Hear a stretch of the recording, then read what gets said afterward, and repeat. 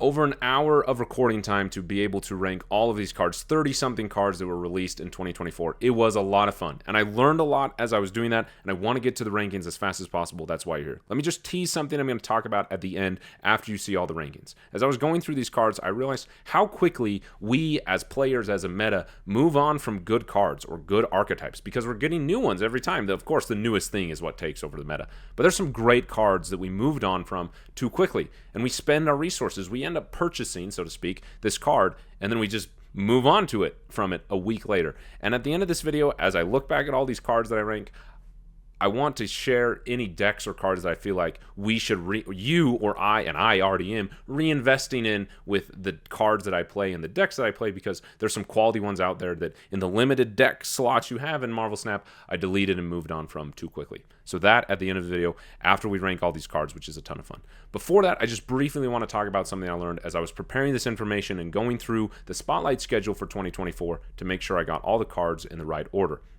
You see, what's interesting for me is that I came back to Marvel Snap in 2024, in late July. The Hawkeye, Kate Bishop, Young Avengers season was the first season that I purchased the season pass ever in Marvel Snap. You know, it was my first time, first season I was really back for. But I played in 2023. And I had Second Dinner delete when I left in late fall of 2023. I had Second Dinner delete my account and my data completely, so I was starting over this year in 2024. But I missed the first half of the year and all the cards that came out, so I was going through those Spotlight caches to make sure I got them in the right order. And I realized something that I didn't before. If I show you the Spotlight schedule here, here's the thing. I've spent many times in videos complaining about the Spotlight cache system and how it needs a lot of improvements.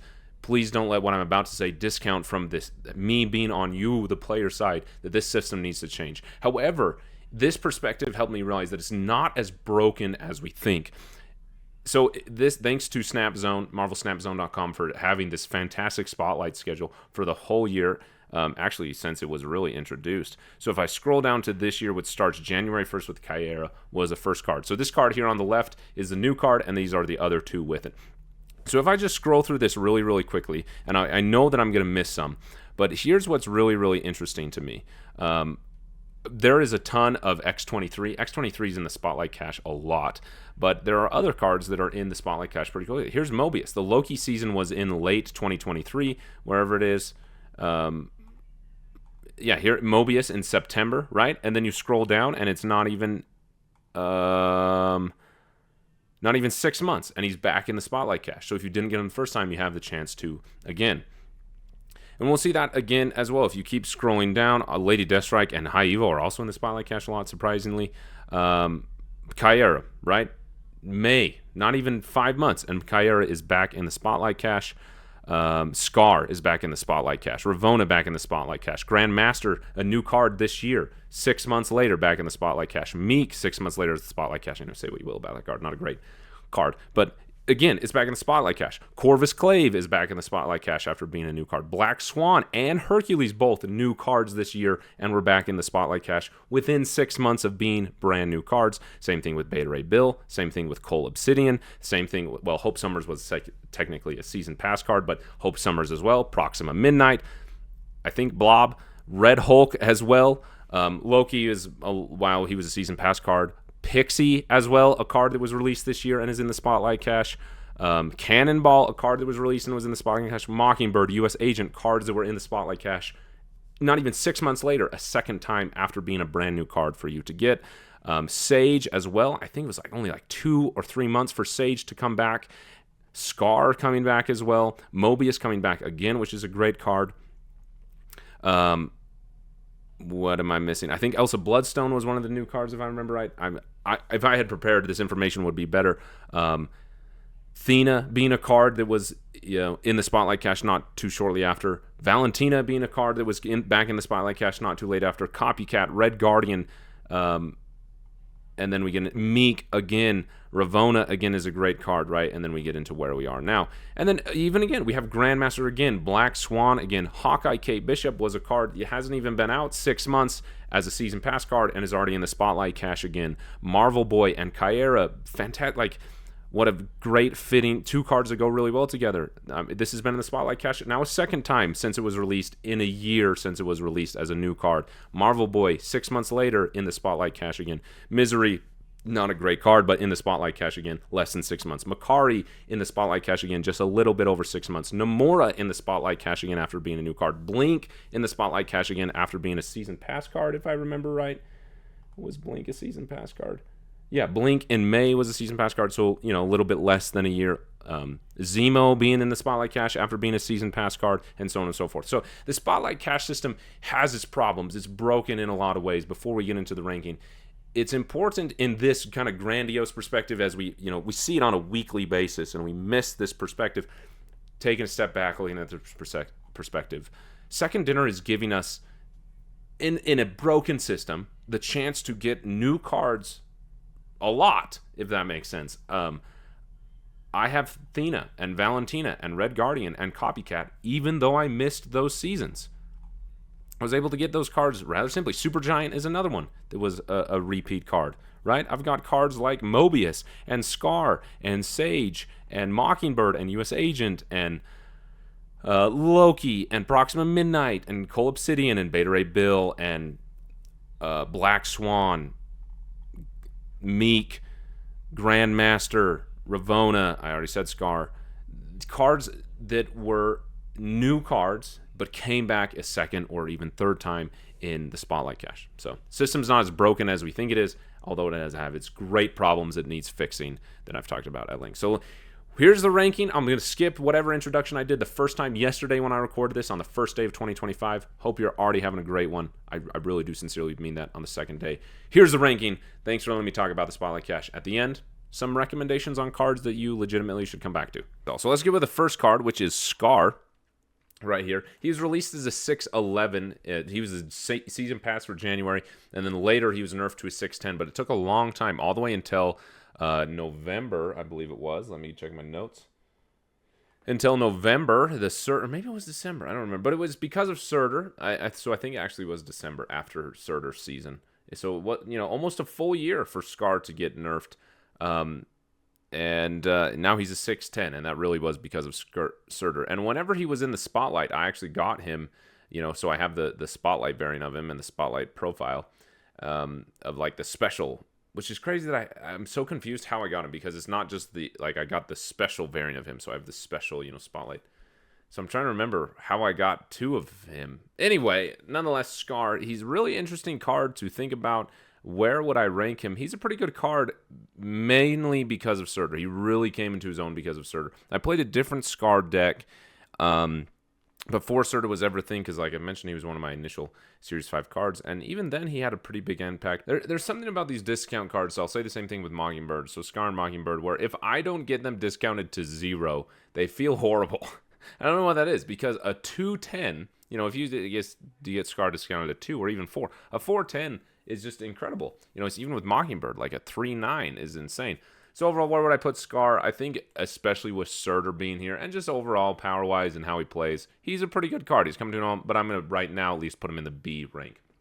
So the next card that was released was Caiera, if I'm saying that right, whose ability is, I hope I'm getting this right, I don't have all this written down, is ongoing, prevents your 1 and 6 cost cards from being destroyed. I have yet to get Caiera, pretty impactful in Zoo, very niche, so I'm going to put it in the D category, not because it's bad, but because it's really niche. And outside of the Zoo archetype and maybe like some crazy 6 cost card archetype, which doesn't exist, you're not really playing Caiera the impact. Maybe in a bounce or Human Torch deck, so maybe I'll move it up to C, because when you do have Caiera, that is impactful to prevent your cards from being destroyed. Like you're just owning it at that point, protecting your cards, like the anti-tech card.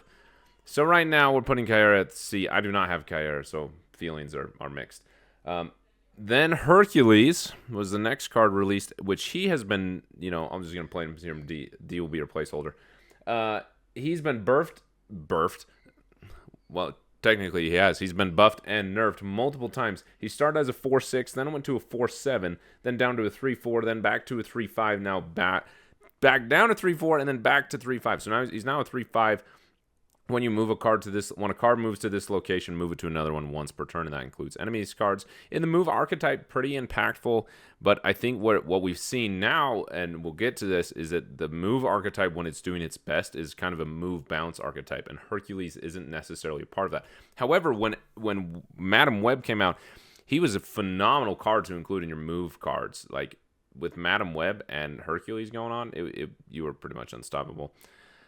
So, I'm, again, similar to Caiera, I'm going to put this in C, where, like, in its niche, it does its thing pretty well, and its impact is meaningful. So, on to the next card, Miek. Where is Miek? I also don't have Hercules, so I'll tell you which cards I don't have. Miek, I actually just got in the spotlight that Miek was just in with Doom. Was it Doom? It was Miek and Dakin, or Dakin, however you say his name. Whoever he was with in the last few weeks. Was that Penny Parker? Doesn't matter. Miek, man, what a really interesting card. I have loved this card. Has been my favorite archetype for the longest time. The one that got me to Infinite for the first time. And I didn't have Miek. I was never felt like I was missing Miek. Scorn, a fantastic one cost in a Miek. And discard is already a really tight archetype. So is Miek a card that you include? And maybe this is a hot take, but I'm going to put him in B. Similar to Skaar, when Miek's doing his thing, Miek is amazing. Like in a discard deck, if you get Miek down on turn 1, because here's the thing, you're not playing Scorn on turn 1. There's not a lot of, outside of Blade, but Blade you got to have the right hand to play Blade. So you don't have a lot of turn 1 plays in discard, and Miek is a fantastic turn 1 play that you're just building up. He's a less powerful Morbius. However, he can move, and there's a lot of games you can win by just moving Miek, which is fantastic. So I'm gonna put him in B. And then we have Grandmaster, really underrated card from what I've seen people talk about. People really skipped on Grandmaster. Man, my ranking, I'm going to throw Grandmaster into A. He is phenomenal. He's been buffed. He started out at 2-0, then went up to a 2-2 if I think, and now he's a 2-3. He's fantastic. My favorite play with Grandmaster, personally, he's in a C3 deck that I've been meaning to make a video about. A Cerebro deck to play on turn 7, Valkyrie and Grandmaster, and then you can turn 3 locations and just wipe the board that way. Fantastic card. His impact is unmatched, except for a Wong thing, but he, you can do it after the fact with him.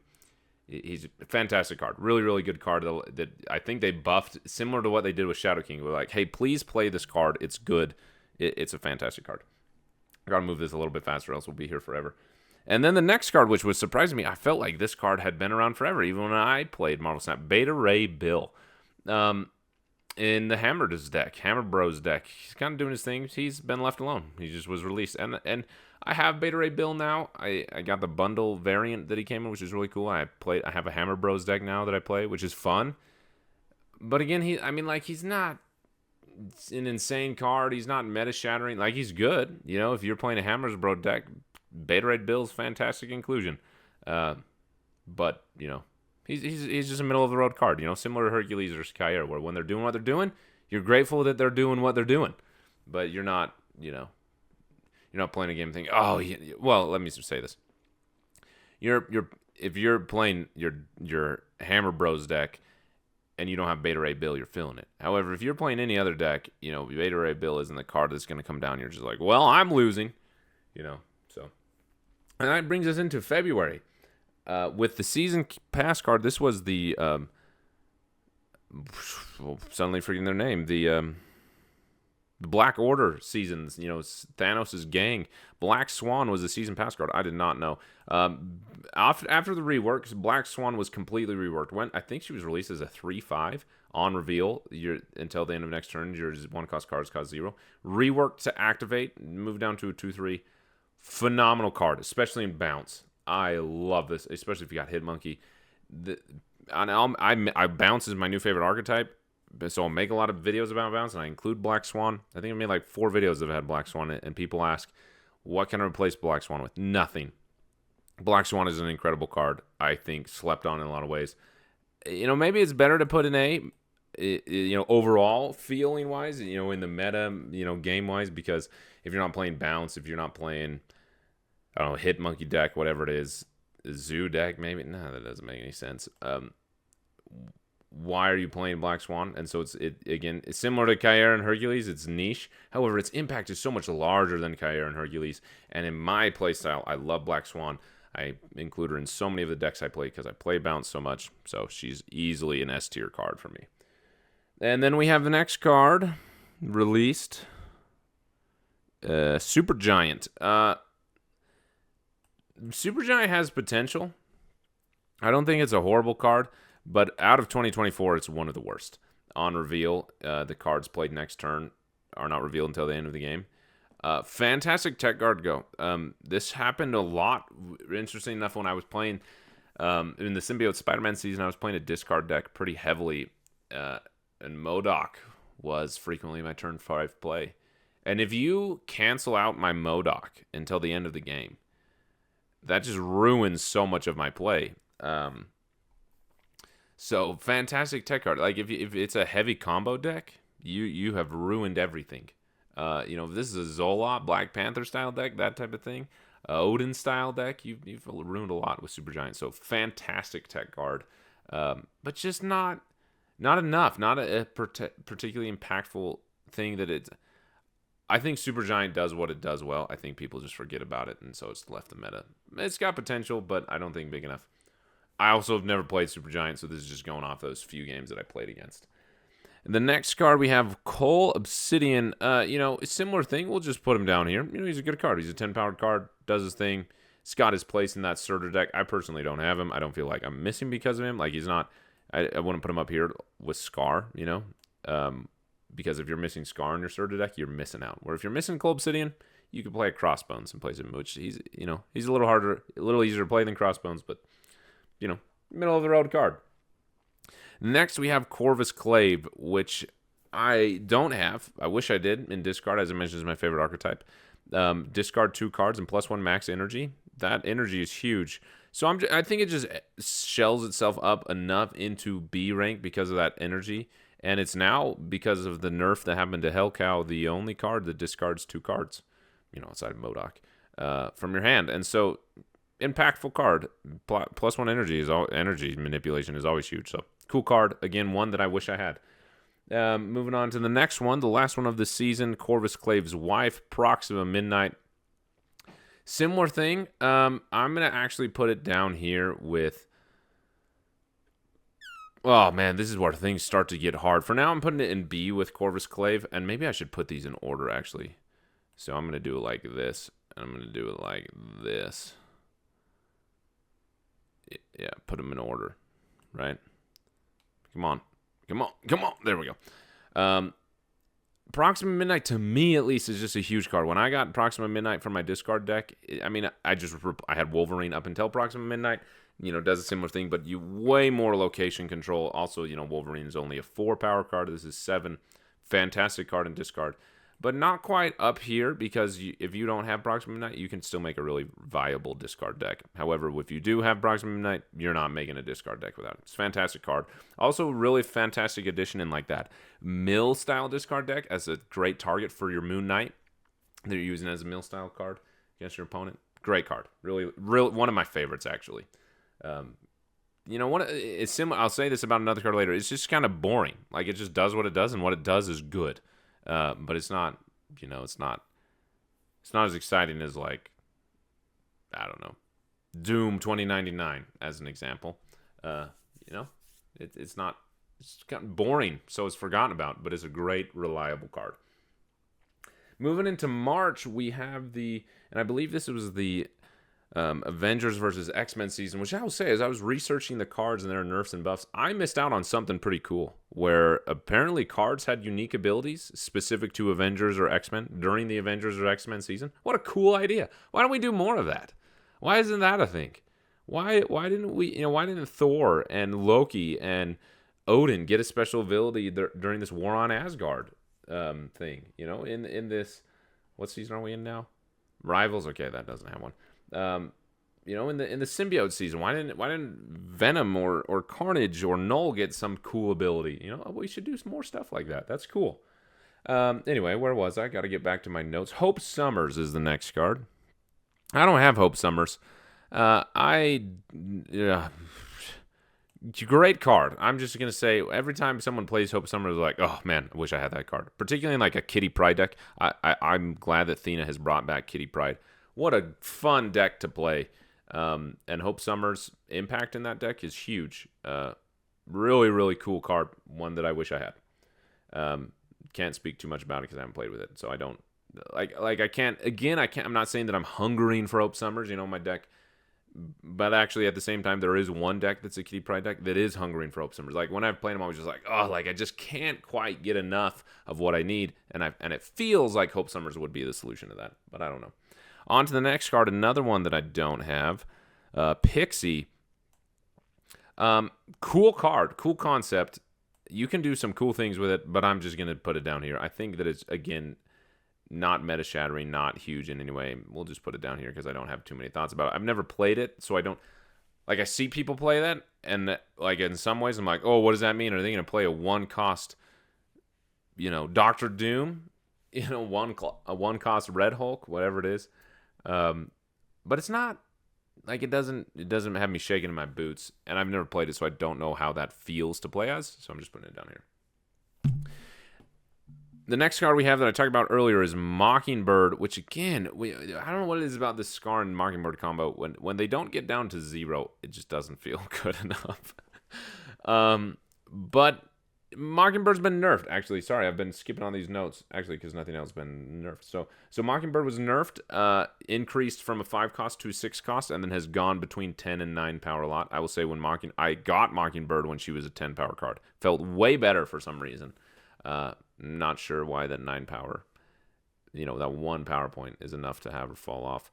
I'm going to put her in the C power C rank. It's a card that I always want to play, and then I end up cutting for something else. And maybe it's because my mindset is so focused on that 0 cost, and it's hard to get Mockingbird down to 0. It's a great card to include. If you've got it, you're probably playing with it well, in the Zoo style in particular.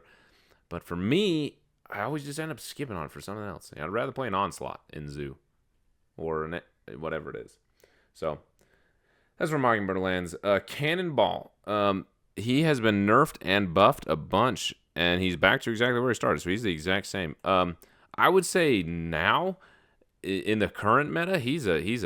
I'm gonna put him there. He's when I'm filling up locations, and then I get cannonballed, and my 118 powered or whatever it is, Human Torch gets turned into a rock.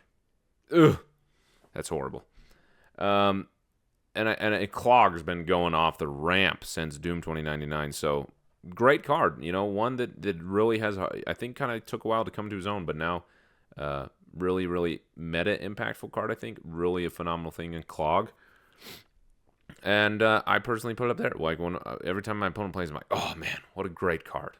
I actually feel that way when my opponent plays. I don't have Cannonball, so I'm going off of that. War Machine is the next card, the last one of this season. And my goodness, he has just created his own meta. Not one that I particularly play. I mean, I've got him and I've played it. It's great meta. With the War Machine lockdown, but also just being able to play Infinite and play Ebony Maw, brought these cards to life with his rework from On Reveal to Ongoing. Great card, really, really cool card. Impactful card to have in your collection. Interesting, a card I don't play a lot, but a card that I do agree has a pretty significant impact. Again, none of these rankings feel particularly good. I should have given this more thought. But nonetheless, on to the next season. In April, the season pass card was Baron Zemo. Again, great card in Mill. But what he does is, great, actually. He's a really fantastic card. There was a deck that I was playing with him in it. What was it? Was it the Malekith deck I was playing? I don't remember. But I really enjoyed him. Again, kind of just like, oh yeah, he does what he does. Play him late, get a more expensive card. That's nice. But, yeah, not too much. I mean, he's Baron Zemo. He does what he does. He great in Mill. Good for that. So, we'll put him there. And on to the next card that was nerfed by -1 power. I cannot believe that this was released as an 11 power card. My goodness, Red Hulk, he was everywhere. Took over the meta. Red Hulk's on turn 6 everywhere. And when I don't spend energy and that Red Hulk comes on and goes, "Rrr," that was a horrible impression of the sound effects. I get nervous. Like, oh man, now I got to think about spending my energy exactly, and where are they going to play as Red Hulk? Like the mind games that it creates. And this is someone who's never played Red Hulk. I don't have Red Hulk, but as is played against me, the mind games that it creates on me are just as impactful as its power on the board. Really, really fantastic card. I think one of the best. But because I haven't played it, I'm not going to put it in S tier. I want to leave those for truly the best of the best, but I would say could naturally belong in there if I had played it. Which brings us to one of my favorite cards. Where'd it go? U.S. Agent. He could be down here too, but I'm just going to put him up here. He was buffed in a strange way. The increase of the negative power he causes went from -3 to -4, which had a significant impact. The reason that I put him in S tier is, one, in kind of a low-cost deck, he's just one of my favorites. Again, I've released, like that Have a deck that Saver IX27, I think is your username. Saver IX something. That Havoc deck Thena deck that you suggested, which I love, is one of my favorite decks to play, actually. Really great on ladder. U.S. Agent is a lane winner sometimes, especially if you're able to hold him and play him late. I have a C3 deck where just curve-wise, I usually end up playing him early, just the way that card draw ends up happening, so he's not as impactful that way. But he was one of my favorites in the Doom 2099 week, especially with Super Scroll. Really hard card to work around. People don't really know how to tech around it. They don't know how to deal with it in a lot of ways, or they don't prepare to deal with it. Like it's one of those cards. His impact is felt on the board, but his impact in deck planning isn't felt as much as it should be. Impactful card, one of my favorites. I think if you're thinking about getting this card, highly recommend it. Highly recommend it. Even if you're not like an Ajax gamer, even if you're not I don't have Ajax, so I'm not an Ajax gamer. This is just an impactful card, no matter what. Really, I wouldn't say that he's like a 2-drop that you can throw in everything, but he's an impactful card, one that I really enjoy. And next we have the card that we all hate, Red Guardian. My goodness, I hate it when my Athena gets Red Guardian, or my Cerebro gets Red Guardian, or my Iron Man gets Red Guardian, but what a great card. Released as is, has not changed. Great card, and I hate him. He's so good at what he does. And that's a good thing. He's a really good tech card. Good to have cards like this in the game. We got to keep things in line, and having that, he's similar to U.S. Agent, where he's hard to tech around because you're not just throwing Cosmo left and right, and his impact is in deck planning is a little bit more than U.S. Agent's, I think, but his impact on the board is huge. Fantastic card, really good one. And then we have the card that was nerfed and went away, but was for the longest time the 2-drop White Widow. I'm going to say now, with the rework to the Widow's Kiss that went from being an ongoing ability to a blow-up ability, I think I'm going to put just above Baron Zemo. It's still a really great card. It's not the go-to 2-drop. I remember when I entered Marvel Snap, the amount of White Widow and how annoying it was and how frustrating it was to have this card played against you. Still fantastic way, and in this Rocket and Groot video I'll be working on, a fantastic way to control where your opponent is playing, which is a big deal. But that being blown up, not being able to take over, what's it called? Space Throne, that's frustrating. Not being able to, I think Space Throne is the main one. Or, Sinister Bar Sinister? Is that what it's called? The one where it takes 4 copies of something? That impact. That nerf hit White Widow a lot, but still a really good card. If I was spending my resource and thinking, should I get White Widow? It'd be a card that'd be good to have. What White Widow does is still really good. And then we have another card that I feel like I don't play a lot. Like now that I'm looking at these cards, I'm like, man, why don't I play this card more? Valentina, I'm putting up here. What a great card! She was buffed, actually. The cost or the power reduction decreased. So you used to decrease the 6 power card by -2 power and -3 power, or the 6 cost card, and now it's -2 cost and -2 power. Great card. Whenever my opponent plays Valentina, I get nervous. And there's someone in my alliance. I'll see if I can get a screenshot of it. It's here. If I got it. If it's not there, I didn't find it.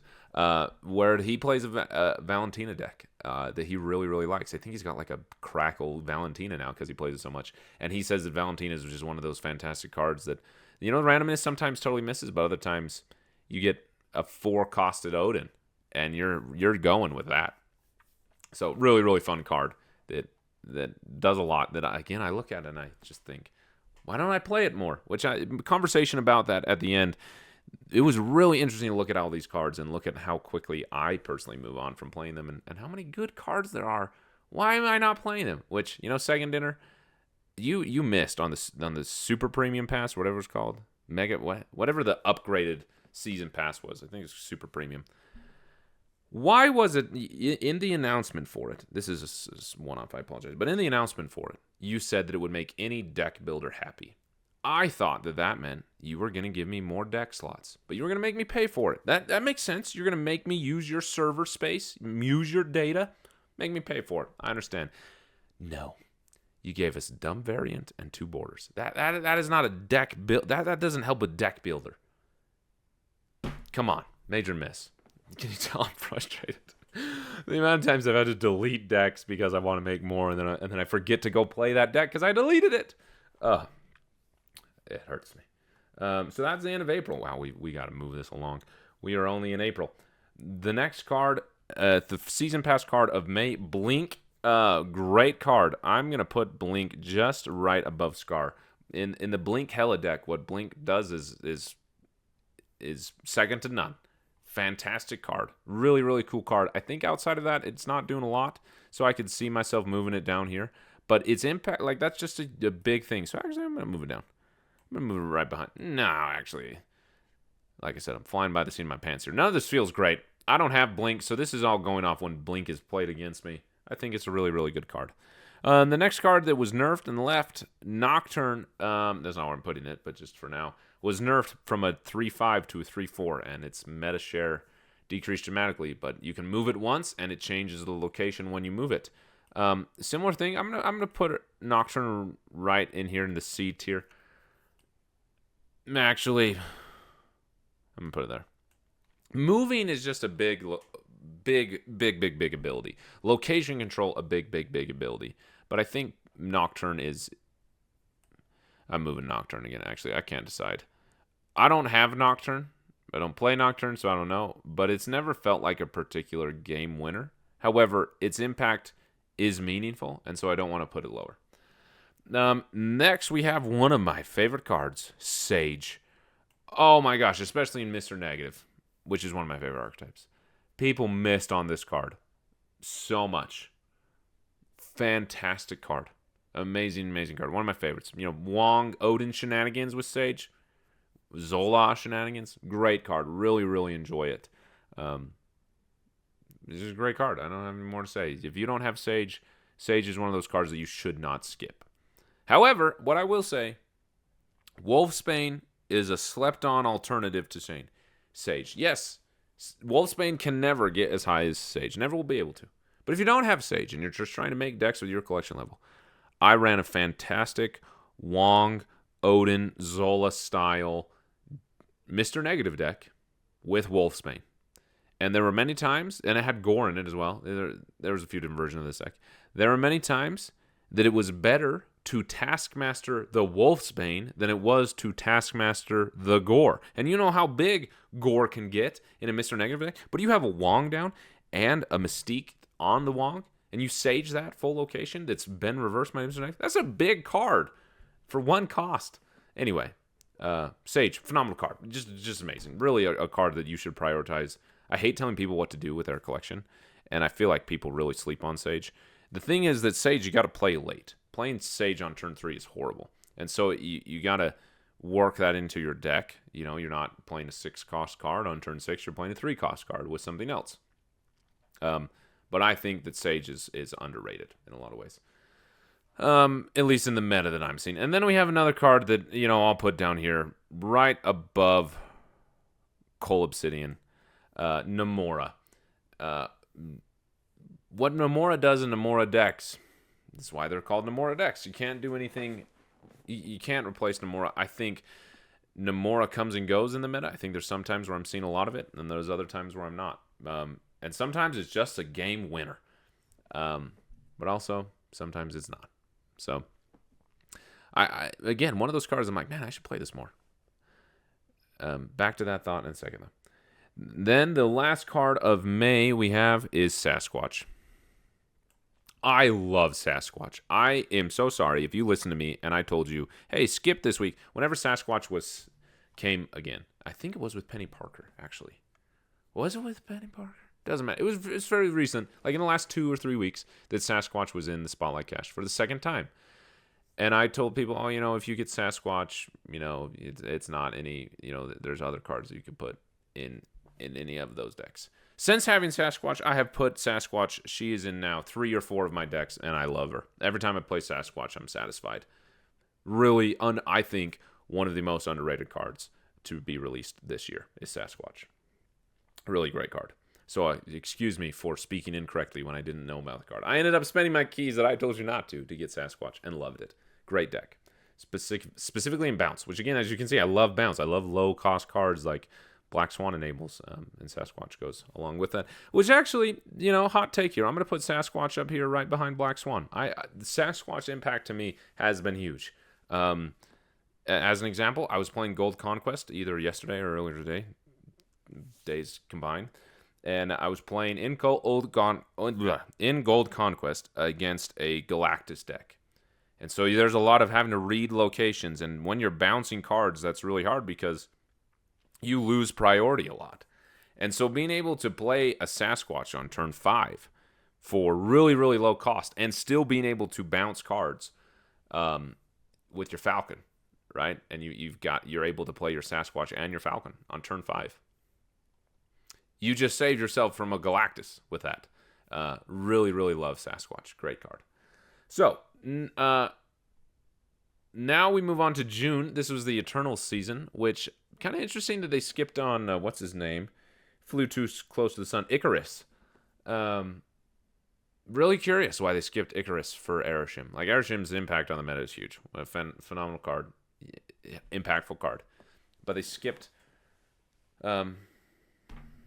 Icarus for Arishem, which is interesting. Nonetheless, the Season Pass card was Gilgamesh, a card that I do not have, but I'm excited to get eventually. Where is he? Gilgamesh.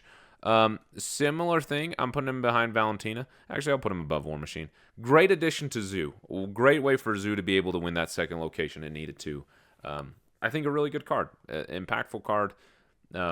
You can still win without Gilgamesh, but what Gilgamesh does is fantastic. Really, I don't have Gilgamesh. This is just me playing against a card that I wish I had. I like Zoo-style decks, and that was when I was first playing one of the decks I played most. In fact, one of the first messages I sent in this alliance that I'm now in probably revealed my noobness. I was so new to the game, and so I was just playing a lot of Zoo because I had Blue Marvel and Kazar, or Kazar, however you say it. And that was when I was back in the meta in 2023. That was a huge combo. Play those two with what's his name? Ultron. Oh my gosh. That felt amazing back in the day. So I was playing that deck all the time, and then I saw Gilgamesh. I don't remember if someone played it against me. I don't remember how I saw it. And I was like, whoa, this card would be amazing in this deck. And so I sent a screenshot of my Zoo deck and said, hey, if anyone has Gilgamesh, this deck would be fantastic for it. Like, duh. That's the only place that Gilgamesh really is. But I didn't know that at the time. Anyway, funny history about me and my alliance. Okay, so now we have one of the best cards this year. Thena. Whoa. I love Thena. I'm having a hard time deciding here. But I still think I like Black Swan more. Thena. Oh, man. I love Thena. Fantastic card. Brought back the Kitty Pryde decks entirely. Fantastic inclusion. In Havoc-style decks, which includes this U.S. agent, I just love Thena. When Thena gets Red Guardian, it just hurts so much because I love playing Thena. I don't know if it's the animation or the sound effects or just the 3 proccing. It's just a really great card. A really fun card to play and a good card. I love Thena. I was really, really excited to be able to get Thena in this Spotlight cache. So later on when she came back. She was nerfed to a 2-0. She started as a 2-1, so that's how you know she's good. And the next card we have that I do not have is Cersei. I'm putting next to Pixie. I think that these are 2 cards that would be really fun to play, but I don't have them. I don't have experiences with them. I think their impact would be huge. I don't think people go this way, but if I had Cersei, I would do a Clog-style deck with Sentry, and so you add that -8 Void, and now your opponent is sitting there thinking, are they going to Viper it? Are they going to Annihilus it? What are they doing? No, they Cersei'd it, and now you have a 6-powered card, right? Is Sentry 5-powered or 4? 4 or 5 cost? I think he's 4 cost. So now I have a 5 cost card. You went from a -8 powered card to a 5 cost card. That's huge with Cersei. That's how I would play it personally, because your opponent's like they're gonna overcommit to that location, trying to prevent the Annihilus from coming over. They're gonna be Cosmo, like they're gonna try and counter this Annihilus Viper play incoming, and you just Cersei'd it. Great card that I don't have, but it is low. Like its impact on the meta and its reliability is uncertain, but a card that I think is really fun and I look forward to playing eventually. Next, we have another card that I don't have, Makari. I'm going to put here as well. Makari is great. When I see Makari hit the board, cool card. Great in Surfer decks. I don't have Makari. I don't think that it's like if you're playing Surfer or you're playing whatever, you're not thinking, oh man, I don't have Makari. Bummer. So it's a good card, but smaller impact. Smaller shovel. Smaller hole. If you know that movie, you're a real one. Okay, the next one after Makari is Phastos, and so all these cards have not been hit. They have not been nerfed or buffed, so they were released pretty well. Phastos is a card that I think I'm going to put right above Nocturne. Lower impact card as well, but what Phastos does is really cool. Every time my opponent plays Phastos, I'm like, ugh, did they just all their 1s become 0 costed? Did their 6 cost cards become 5 costed? You know, did their Sebastian Shaw just get a bunch of power? Whatever it is. Cool deck. Great in Surfer decks. Really cool card that I like. I don't have Phastos, but when my opponent plays Phastos, I'm like, oh yeah, that's a cool card. Glad you got to play it. Like that's my feeling about Phastos, even though its impact isn't always huge. And then next we have Arishem. Arishem is a really cool card that I stopped playing before it was nerfed, because it just I entered the meta. Arishem was everywhere, not everywhere. I saw a lot of Arishem. I watched videos about Arishem, and actually, yes, I'm just putting this together. The reason that I decided to come back, one of my favorite Marvel Snap video creators ever, Nuff Said Bob. Bob, if you're watching this, you're my hero. Released a video, Nerf Arishem, please. One of the funniest videos I have ever watched, and I thought, what is this card?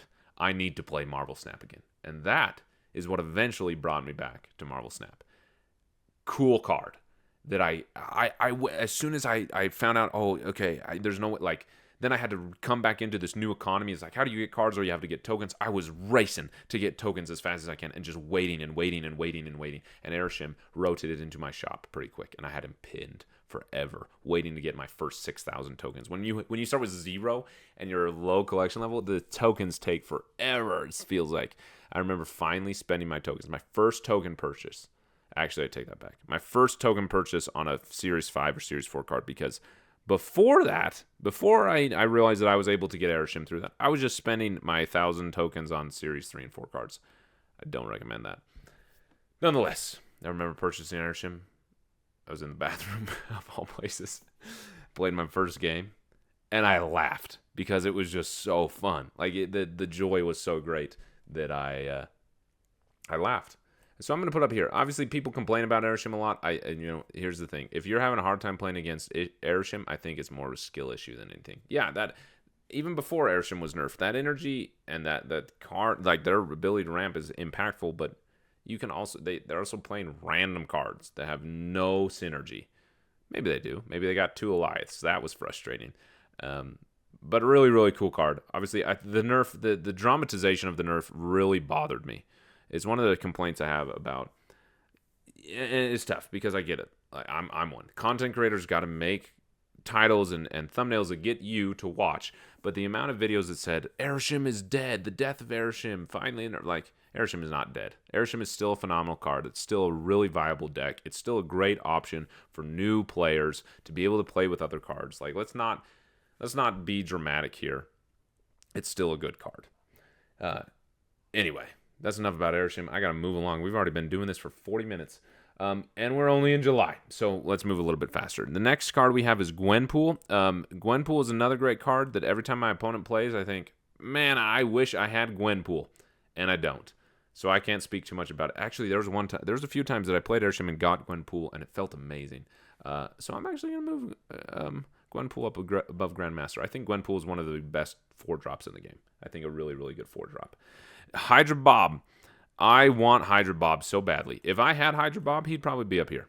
I love low-cost cards. I like cool, unique cards. You know, moving him with a snap. That's so cool. That's so fun. Like, one of the funnest, coolest, you know, things to add is that your snapping affects a card. That's cool. I'm putting up Bob here because I don't have Bob. I wish I did. He's one of the cards I'm saving up for.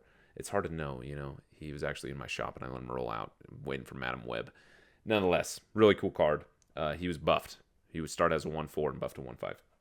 And next we have Ajax, which I'm putting right behind Hydra Bob. I don't have Ajax, so I don't know this, but his deck, an Ajax deck, is consistently in one of the top 10 decks every week in the meta reports that are out there in the many places they are.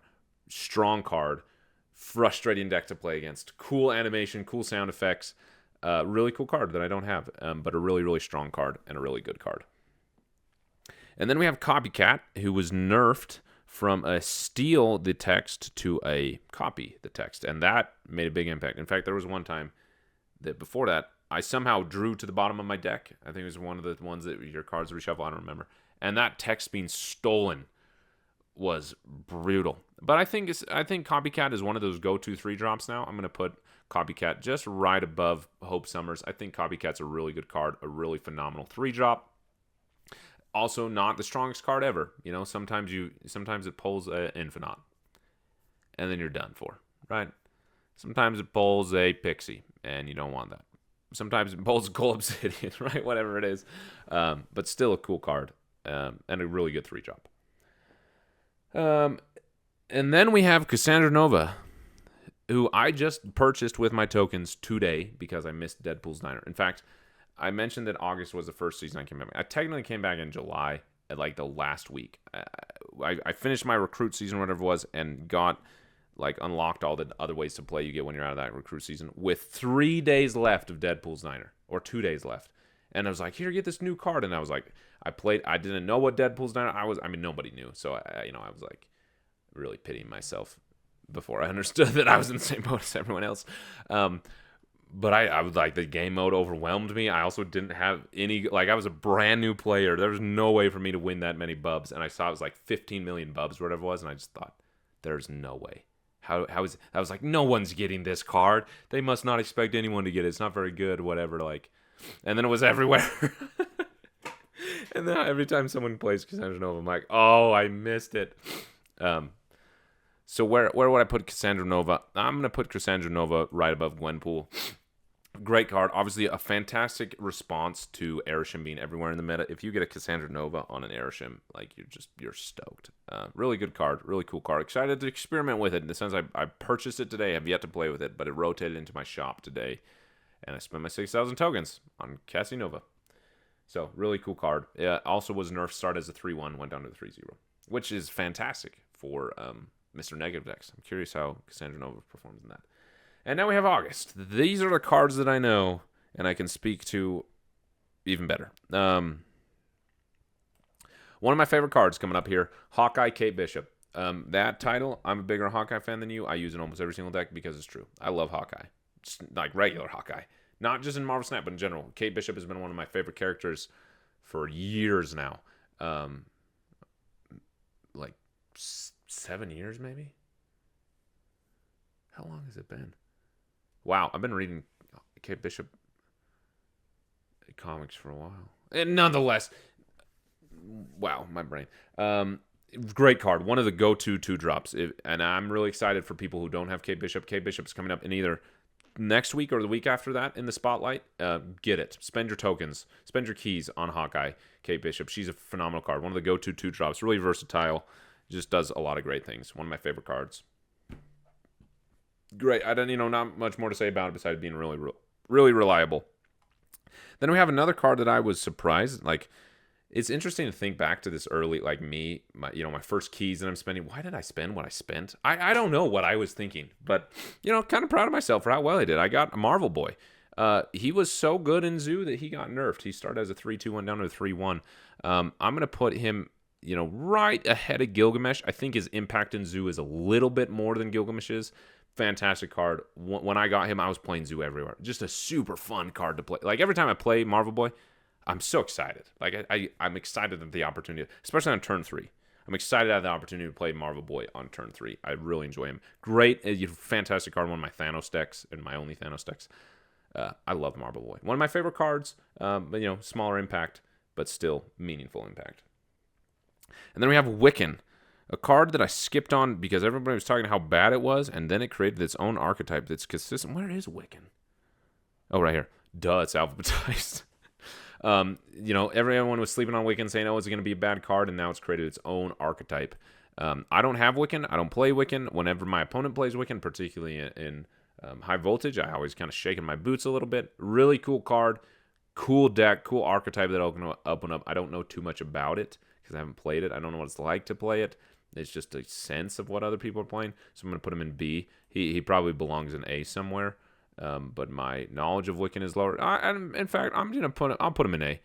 I think he's a good enough card to be there, even if I don't know much about him. And then that brings us to his brother, Speed, which is a card that I did end up getting because at the time I loved ongoing decks. I've always had an affinity for ongoing. When I first started playing Marvel Snap, Onslaught was one of my favorite cards back in 2023. And then, he came back. I came back, and I've never felt like my ongoing cards can compete, especially because I didn't have Living Tribunal until like a week ago, which is so frustrating. This is a frustrating experience. Living Tribunal was always a really cool card to me, especially because, like I mentioned, Ongoing was like my favorite type of card. I thought they were really cool. I loved Onslaught-style decks in 2023, and then I didn't have Living Tribunal. I finally spent my 6,000 tokens on Living Tribunal a week or two ago. Man, it was actually probably just a few days ago. It was a week ago. Yeah, it was right before High Voltage came out. And I was so excited, like, oh my gosh, I get to go back to playing ongoing decks. I can't wait to play Living Tribunal. Every game I played, I lost. And I don't think I drew Living Tribunal until like my 7th game. Such a disappointing experience, but that's just how RNG goes. Speed, great card. What card did I say was boring but really impactful? Proxima Midnight. Speed is a card that's just kind of boring. Like, it's not exciting what it does. It's not Wiccan where it gives you more energy. But man, it's just a good card. Another great card in my Thanos deck where you just need power in the spot, and there are all the abuse that you can give with an ongoing with Onslaught or Mystique or Onslaught Citadel. Like, it's just a good card. Kind of boring, so I'm leaving it. It could go up in A tier because of its versatility and its goodness. Versatility is the wrong word. Just its goodness, its reliability, but it's kind of boring, so I'm putting it in B. And then we have Emperor Hulkling. Where'd he go? One of the worst cards ever. I think as we get more 6-powered cards, the better he gets. I think it's a card that I want to try. Like, it'd be fun. Like, the cope for this card is huge, but it's just a bad card. It's just not a good one. They've even buffed him to be a 6/12. He started as a 6/11, which is a bummer that Skaar is now a 6/10. And Hulkling's a 6/12. I liked Skaar as a 6/11 so much. Nonetheless, that's Emperor Hulkling. And then we have September, the Symbiote Spider-Man season, starting with the Season Pass card, Symbiote Spider-Man. I think he's a really good card that doesn't make sense in a lot of places, but what he does is really good. For a long time, and the deck that took me to Infinite multiple times was a discard deck that included him instead of Wong. And my favorite play was Symbiote Spider-Man into MODOK. Okay, why not just play Wong into MODOK? I don't know, because Symbiote Spider-Man was cool. Also, in the situation where, you've got other things happening and it's not going to work out, Wong is more versatile than Symbiote Spider-Man. I get all that. But you can also play Colleen Wing or Blade or Gambit, which I don't prefer playing, and then play Symbiote Spider-Man and get a second on reveal. You don't have to play him first like you do with Wong. He's kind of lost his time in the sun for a long while. He was everywhere, but I think he's a really good card. Good, not really good. I think he's a good card. He's a C tier card. Good, but not great. And then we have an incredible card. Did I forget it? Oh, here we go. Silver Sable. One of my favorite cards. One of the meta's favorite cards, to the point she had to be nerfed to 1/0. Fantastic in bounce. Fantastic as a 1-drop. The thing is actually regular Hawkeye creeps out Silver Sable for me over bounce. I actually prefer Hawkeye. Like, if I'm looking at my hand and I can play Hawkeye or Silver Sable, I usually play Hawkeye. But Silver Sable, I don't know what that had to do with anything. It's a phenomenal card. Phenomenal 1-drop. If you're looking for new cards to add to your collection, Silver Sable is a really good one because it can be included in so many good decks. It's just a great one drop, like a 1/4 in essence. Itself gaining 2 power and deleting 2 power, stealing 2 power from your opponent is a big deal. Great card. Had to be nerfed. And then we have the card that I'm waiting to show up in my shop, Madam Web. I'm putting up here with speed. Obviously, its impact on move was just astronomical. Its existence and move bounce is really cool. I don't have Madam Web. I get the sense I'm actually putting Madam Web up here above Gilgamesh. I'll actually put it up there. What Madam Web? No, I don't feel great about any of this, but I don't have Madam Web. You can play a move bounce deck that I've been doing and actually climbing with without Madam Web. So I'm not going to put Madam Web in A. But really cool card. Really cool card what it does to move. I think that move archetype has been needing a card like Madam Web. And then we have the next card to move that I am kicking myself.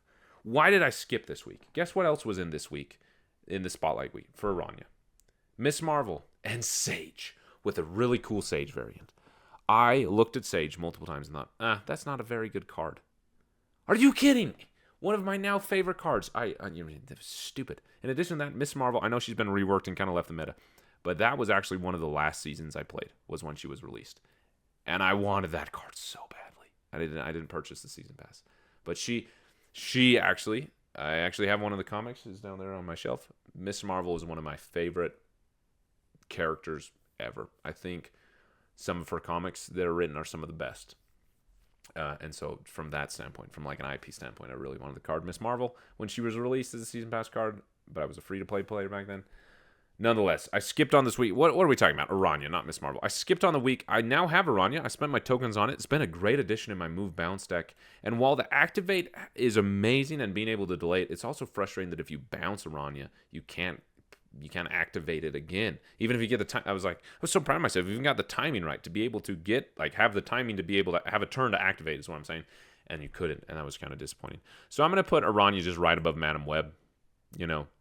It's also just a good buff card, forget the movement, like just giving a card +2 power, activating it, like an activated Forge, is a good card. Really fun card. Versatile card, could be included in a lot of decks, obviously in the move as well. And then we have Scarlet Spider, a really cool card that a lot of people overhyped. And what he does, I'm going to put him right next to Nomura. What he does in like a Nomura style deck or a Merge style deck is really fun. I actually have one that I've been playing with Agony and Penny Parker, and he's a lot of fun. But also misses a lot. So kind of in between, middle of the road there. And then we have the season pass card of October, the game breaking card of Agent Venom. One of the coolest cards to be released that was really interesting. Again, I'm so wrong all the time. I remember the data mines looking at this card like, why would I want to set the power of my cards to 3 or 4 at the time when it was released? Because he's been... I don't get this. Is this a nerf or a buff? Technically, it was a nerf because instead of setting cards to 4 power, they're set to 3. So its impact over a game is significant because, let's say you played on turn 2. So now you have a card on 3, 4, 5, and 6. So 3, 4, 5, 6. That's 4 cards, potentially more. Well, it's technically a 4 power nerf that it got, but then it was buffed to a 2/5. Like Maximus is a 2/6, but your opponent draws 2 cards. Like the stat of this card alone. It's crazy. As a 2/5, even if it was just, you hold him until turn 4 or 5, and you play him as just a stat stick. You could do that. That's a weird strategy. Why not just do Maximus at that point? But man, one of the coolest cards, one of my favorite cards, fantastic in bounce. I love Agent Venom, and I look back at this and I think, well, again, back to this, a deck that I deleted to make room to make other decks for videos. I had an Agent Venom bounce deck that I want back.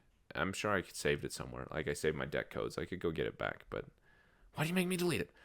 One of the coolest cards, the frustration that people had towards him, Shadow King was buffed to deal with him. Just a really, really impactful card. I think he's going to be around for a long time, particularly in bounce, kind of in that low cost power. He's a cool card. One of my favorites. And then we have Scream. Opened up her own archetype. An archetype-defining card that consistently does really, really well. A card that I have. I've got all the cards to play except for Cannonball. But I don't play it. Because I just don't like it. Like, I hate being played against. I hate playing against the Scream deck, so I don't play it for that reason. I moved on from it quickly, but it's a really great meta contending, always solid performing deck. Opened up a cool archetype. Great card. I personally am going to put it below Sage just because I personally like Sage more, just on the personal note. But Scream is a fantastic card. And again, one of those that I look and I'm like, man, why don't I play that more? I don't know, because I don't have deck slots for it. That's why. Second dinner. Great card. And then Misery, buffed from a 4/7 to 4/8. Cool and mill, kind of. Cool and destroy, kind of. What is Misery doing? I don't know. It's coming back. She's coming back in the Spotlight cache. Should you get it? I don't know. I got Misery, tried to do some cool things with it, and moved on rather quickly. I don't know what to tell you. That's Misery. Scorn. What I'll say about Misery, just missed in a lot of ways. It could probably go down here, but there's some decks where Misery does some good things and plays well. So moving rather quickly through Scorn. Again, one of my other favorite cards I'm putting right here. I love Discard. It's my personal favorite archetype. Scorn is just an incredible addition to Discard. Really great card. Great animation, great sound effect. I love Scorn.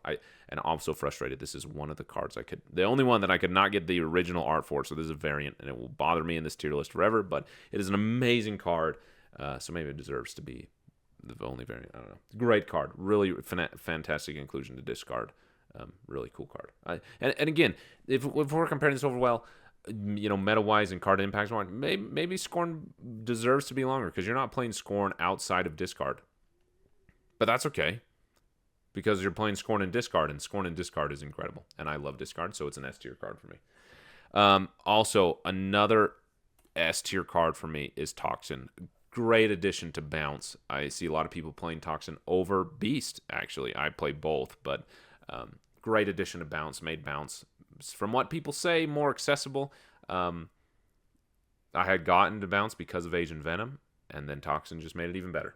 I really, really love Toxin. Great card.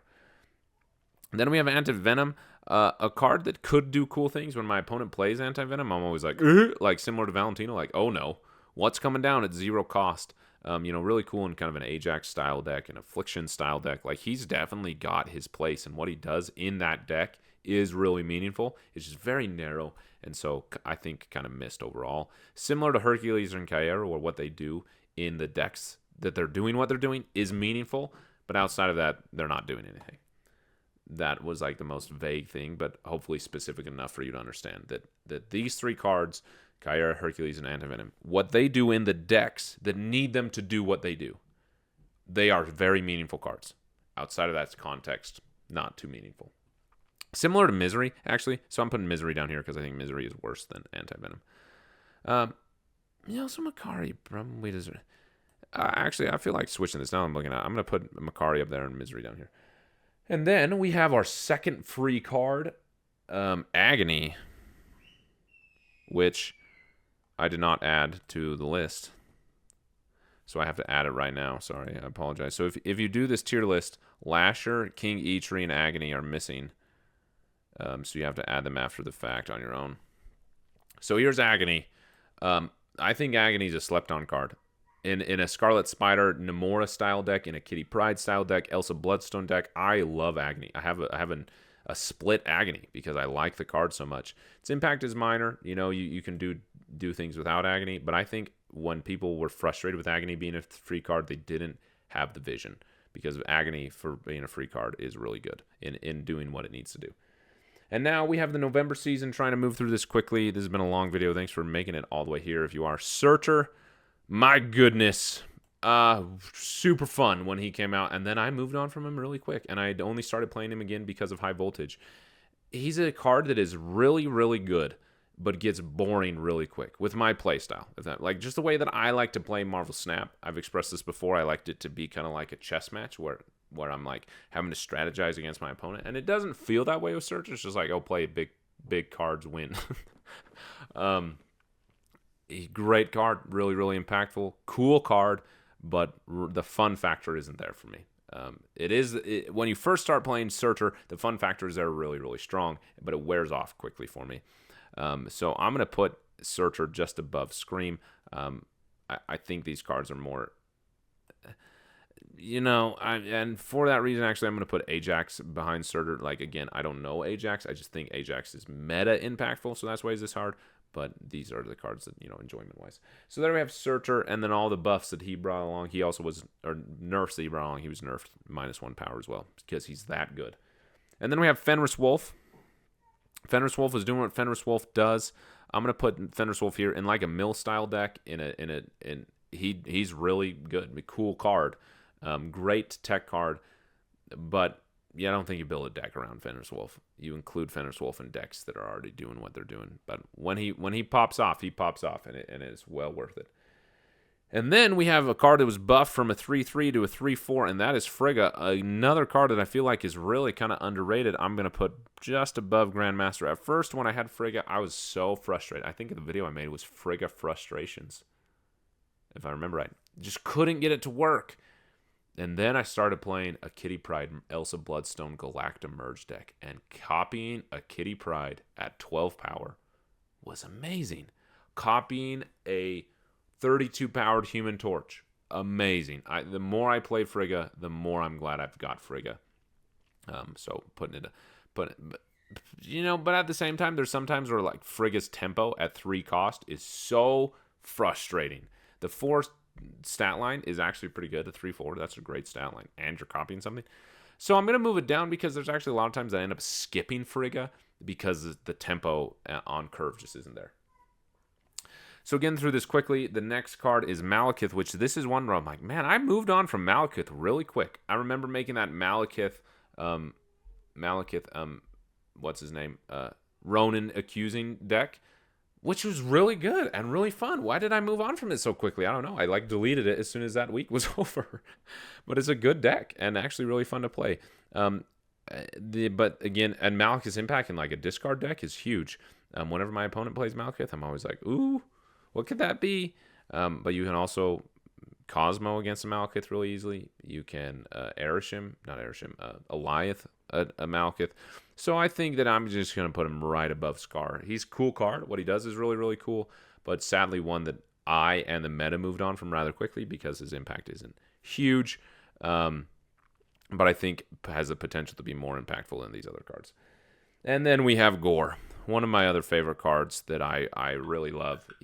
It is sad to see how quickly the meta moved on from him. Just a really reliable, really phenomenal 6-power card. Amazing with Agent Venom. Even better with Mr. Negative. One of my favorite cards because it goes well in a lot of my favorite archetypes of an Agent Venom bounce and Mr. Negative, two of my favorite archetypes. Really great card. Really, really fun card to play as well with the ongoing abuse that you can have. It's a great card. And then we have the next free card in King Eitri, which I'm putting where did Beta Ray Bill go? I'm putting right behind Beta Ray Bill because I have King Eitri in a Hammersbro deck, and he's great in that. I also have King Eitri in a Thanos deck, and it's a Thanos Agent Venom deck. And when you have King Eitri on 1, Agent Venom on 2, to then draw an Infinity Stone at 3 power, love it. When King Eitri works, he's actually working pretty good, but pretty mid card all around. And now we have the last December season Marvel Rivals with the Season Pass card, Galacta. Galacta's impact has been really, really cool. Been doing a lot of cool things. What it's done to Surfer, what it's done to Kitty Pryde, Athena-style decks. I've really, really enjoyed Galacta. I think Galacta is a card that can be moved on and will be moved on from rather quickly. But it will be a card that definitely has staying power. So I'm putting it in an A. This is also recency bias. Again, this ranking feels horrible. None of this feels great, but that's where we're at.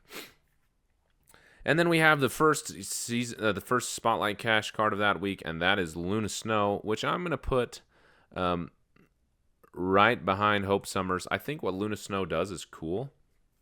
I think there's decks like a High Evo deck, as an example, that I wish I had Luna Snow for. There's definitely those situations I'm like, man, I wish I had Luna Snow. But those situations are very niche, very specific. And so I'm actually going to move it down here right above Symbiote Spider-Man. Where similar to these cards, we're like, hey, when this does what it needs to do, it's really good. But the frequency of that is rare. And sometimes its payoff isn't great. Then we have Penny Parker, which I think is one of the best 2-drops to be released in a long time, in addition to Kate Bishop, wherever Kate Bishop is. Just really versatile, really reliable 2-drop. I'm loving her in a move bounce deck. I'm loving her in a C3 deck. I just really like this card. It's a card that could be swapped out for other 2-drops, like Kate Bishop or something, whatever it is, or a Jeff, but I just prefer to keep Penny in because it's the versatility of merging with something else, like a Scarlet Spider, or merging with itself and getting that extra energy, which is great. And I think Penny Parker in a Namora deck is really underrated because you can play that energy. So on turn 4, you can play your Agony and your Wong. You can move your Penny Parker to get it out of the way for Namora, whatever it is. You can merge Penny Parker with Scarlet Spider to get him out of the way, whatever it is. I think Penny Parker is a really phenomenal card that I really enjoy. So this, it's hard to know. I think I prefer Penny Parker over Red Guardian. I prefer Penny Parker over Scream. I'm putting Penny Parker right here behind Sage, and I'm actually going to put Red Guardian up here above Surtur because I play Red Guardian more now that I'm looking at this. I just really like Penny Parker. I think a versatile card. And then we have Doom 2099, one of the most frustrating cards to play against, one of the most frustrating cards to play. He just would not work for me. That video I expressed. But a card that I think is really cool and really fun, and a card that I want to come back to and have success with. So, Doom 2099, he was everywhere for a good reason. Really cool card, unique card, lots of fun. I think he's a card that's fun to play as well. And then we have Bruce Banner. Where do you think he was going to go? Horrible card. And then the card released this week in Rocket, Raccoon, and Groot. I spent my keys on. I'm planning on making a video. I've yet to see anything about it. The only experience I have with Rocket, Raccoon, and Groot is a card 1 turn in Conquest. It was played against me. It steal 1 power from my it actually wasn't Conquest. It was High Evo. Stole 1 power from my Atuma, which was frustrating in a Surtur deck. And I've yet to watch any videos about it, yet to play, because I'm saving that for the video I'm making. However, I think that Rocket Raccoon and Groot is going to be a really good, one of the go-to 3-cost cards. Moving is really big, stealing power is really big, and it's just a good card. So I'm putting him up here in A, but that's going to move A to 2 lines, so we're going to put him in B for consistency's sake. And then we have Lasher, which, now that I'm actually looking this over, and it's also because I don't want these rows to go to 2 lines, I am actually going to move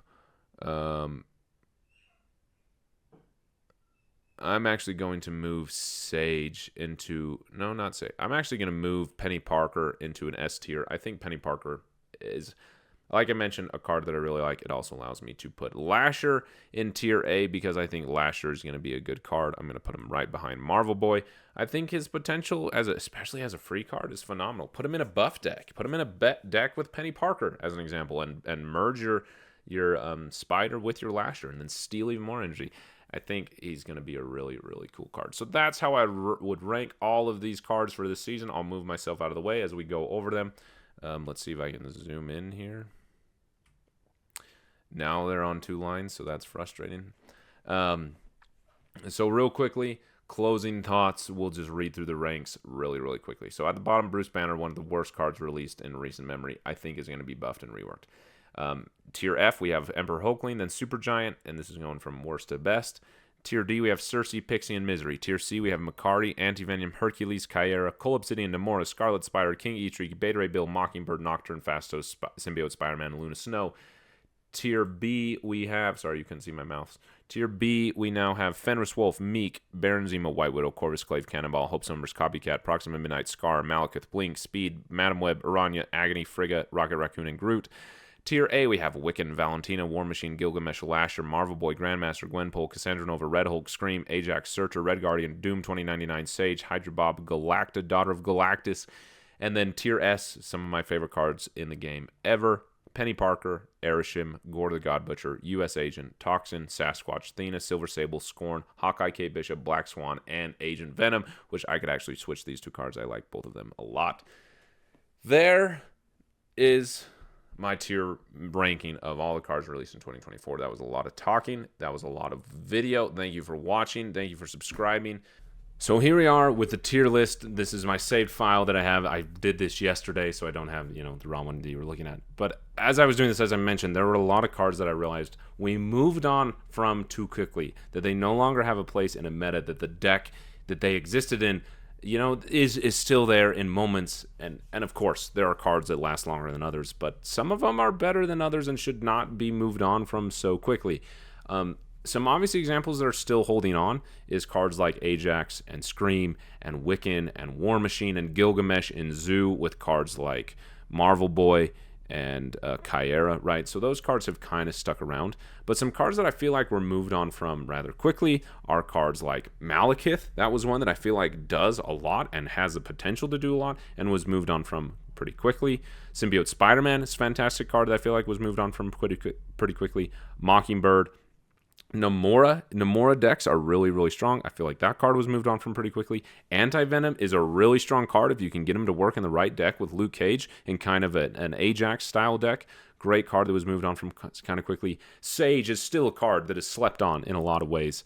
I just feel like, to me in particular, the one deck there was actually two decks that I realized I have moved on from these decks way too quickly, and there's still a place for me in my play style to play these decks and get some value from the token investment that I put into these cards.